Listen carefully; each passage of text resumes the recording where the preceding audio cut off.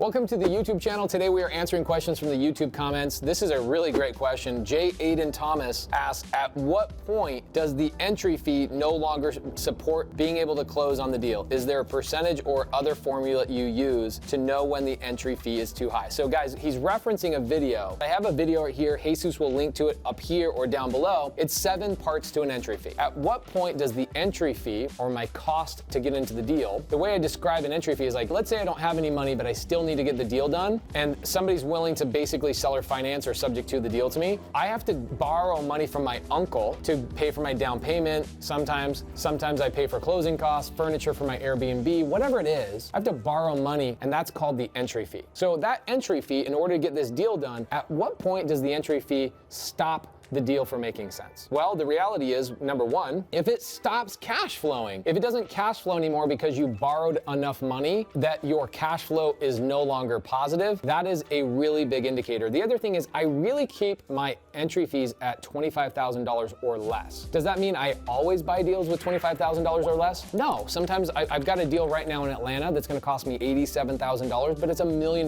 property and it's gonna cash flow like $4,000 or $5,000 net in my pocket every month. So I can justify that heavy involvement in cash. But if it's a deal that I'm gonna, cash flow $300-400 on, I wanna keep my entry fee somewhere around like $4,000 to $10,000, okay? There's no calculator, there's no knowledge. Just because I give you a calculator doesn't mean that's magically going to give you a deal or magically going to get you to have money from your uncle or your uncle's whatever. You need to understand that an entry fee is supposed to be calculated a proper way. What I would love to do, these sometimes are really challenging questions to answer on a YouTube video. So what I'm gonna suggest to you is, if you are watching this video right now, I'm gonna suggest you go to 2 places right now. First and foremost, I wanna do one-on-ones with our YouTube community. Yes, one-on-ones, where I can answer these questions in a longer format, ask you questions along the way to see if you understand, and kind of do a free one-on-one coaching so that I can deep dive and actually answer these questions in more of a YouTube friendlier way. So make sure you're a subscriber, you've hit the notification bell, and you make a comment down below and say, I want a one-on-one. My team will see that and they'll schedule you for a one-on-one so that we can talk about these questions more belly to belly and make sure that we deep dive and give you the answer that you need. The second step is I would make sure you go to Creative Finance with Pace Morby Facebook group, where I have thousands of students that are also there willing to help you